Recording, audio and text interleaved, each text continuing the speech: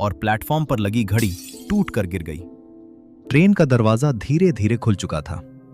अंदर घना अंधेरा था, जैसे रोशनी वहां जाने से डर रही हो। अरमान पीछे हटना चाहता था, लेकिन उसके पैरों के नीचे जमीन जैसे जम चुकी थी। लड़की की आवाज फिर गूंजी, समय खत्म हो रहा है। अचानक प्लेटफॉर्म पर लगी लाइट्स एक एक करके टिमटिमाने लगी और फिर सब बुझ गईं। अब सिर्फ ट्रेन के अंदर से आती हल्की सी नीली रोशनी दिखाई दे रही थी।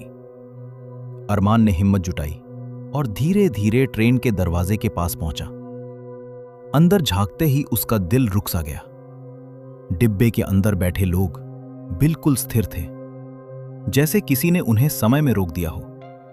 उनकी आंखें खुली थीं, लेकिन उनमें कोई चमक नहीं थी। अरमान ने एक सीट के पास कदम रखा। तभी एक यात्री की आंख अचानक उसकी तरफ घूम गई। अरमान डर से पीछे हट गया। लड़की फिर बोली, ये सब इंतजार कर रहे हैं किसी और के आने का। अरमान ने कांपते हुए पूछा, अगर मैं नहीं चढ़ा तो? लड़की की मुस्कान गहरी हो गई, तो कोई और आएगा, लेकिन तब तक ये ट्रेन यहीं रुकेगी। अचानक अरमान को एहसास हुआ कि प्लेटफॉर्म पर खड़ी घड़ी फिर से चलने लगी है। हर आवाज उसके दिल की धड़कन से मिल रही थी। अरमान ने आखिरी बार पीछे देखा, जंगल की तरफ, लेकिन अब वहां सिर्फ घना कोहरा था। कोई बस नहीं, कोई दोस्त नहीं, सब गायब। लड़की की आवाज अब बहुत पास से आई, अब तुम्हारे पास दो रास्ते हैं, या तो ट्रेन में बैठ जाओ या इस स्टेशन का हिस्सा बन जाओ। अरमान ने डरते हुए पूछा, स्टेशन का हिस्सा? लड़की की आंखें और काली हो गईं। हां, जो ट्रेन में नहीं बैठता वो यहीं रह जाता है, हमेशा के लिए। अरमान के सामने जैसे दो परछाइयां उभर आईं। एक परछाई ट्रेन की तरफ जा रही थी और दूसरी प्लेटफॉर्म में समा रही थी। उसका दिमाग सुन्न हो चुका था।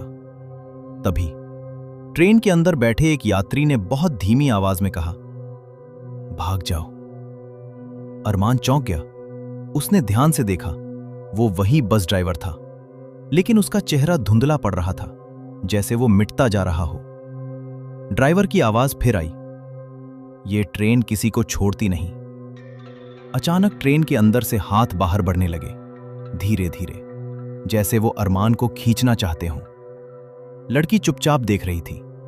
अरमान ने पूरी ताकत से खुद को पीछे खींचा और प्लेटफॉर्म की ओर भागा, लेकिन इस बार जमीन उसके पैरों के नीचे कांपने लगी। घड़ी की सुइयां तेज घूमने लगी। ट्रेन का हॉर्न फिर गूंजा और प्लेटफॉर्म फटने जैसा महसूस हुआ। अरमान चिल्लाया, मुझे यहां से जाना है। अचानक उसके हाथ में रखा टिकट खुद ब खुद जलने लगा और जैसे ही टिकट राख बना, सब कुछ थम गया।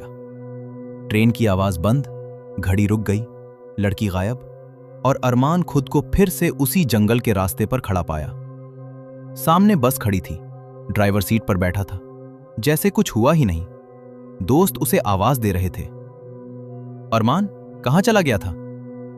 अरमान हाँफ रहा था।